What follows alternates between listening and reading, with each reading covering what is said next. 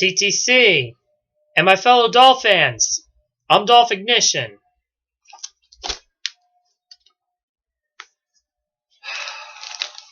Hang on for a moment. Miami Dolphins coach Brian Flores provided further clarification Wednesday why he is sticking with 16-year veteran Ryan Fitzpatrick instead of rookie Tua Tagovailoa as his starting quarterback. Simply put, Flores believes Fitzpatrick gives his team the best chance to win. Flores also feels Tagovailoa isn't quite ready to start as the Dolphins, 1 win and 3 losses, continue to prepare for this Sunday's road game against the San Francisco 49ers, 2 wins and 2 losses. Look, he can go in on any snap. Obviously, we're confident that he can play just like any backup player. Flores said of Tagovailoa, who has been active for every game this season, 11 months removed from his November hip injury. As far as being a starter, we just don't feel like he's ready there just yet. That's where we're at with him. And other players or other rookies that aren't ready to take that step just yet. I don't need to go any further. Pretty much the bottom line is there's a almost certain possibility that Ryan Fitzpatrick is going to be starting going up against the upcoming San Francisco 49ers. Now, I know what you're thinking. Come on, Flores! We the fans of Miami Dolphins have had enough of mediocre performances with Fitztragic. We want Tua. But this is just merely one side of the coin going into this upcoming game. Yeah, I totally agree with what majority of the thoughts of last game against Seattle spoke. Even though generally Seattle was favored to win this game, they did not look at their best. No doubt, we definitely could have beaten them if it wasn't for those interceptions and the questionable officiating. But looking deeply into this upcoming Sunday 4:05 game against San Fran, ask yourself, is this the right time to rage? Lately, let me give you... See, I'm tongue-tied and twisted. Let me rephrase myself.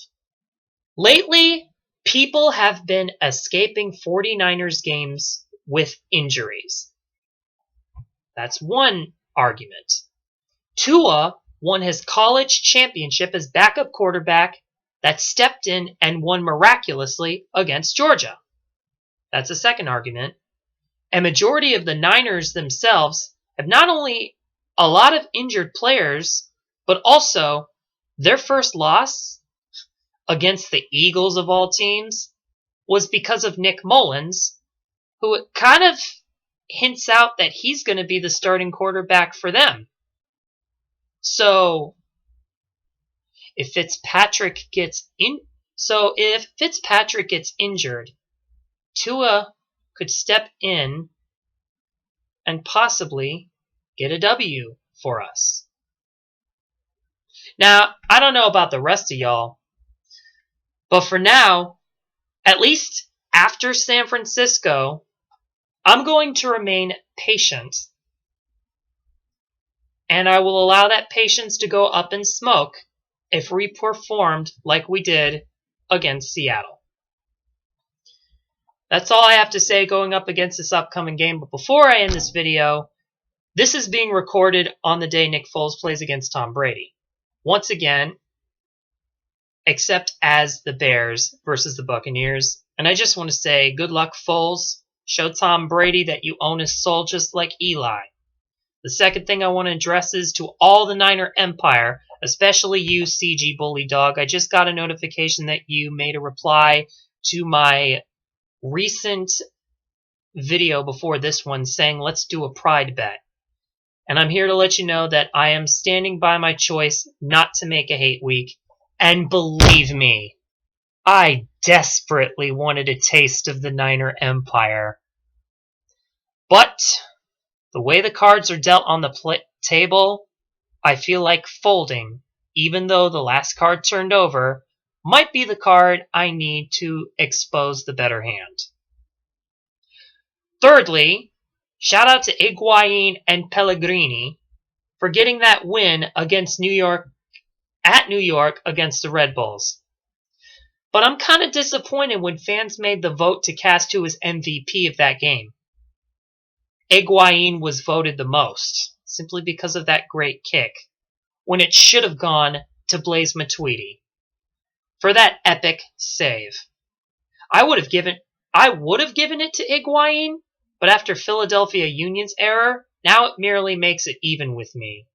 And he's done free kicks before.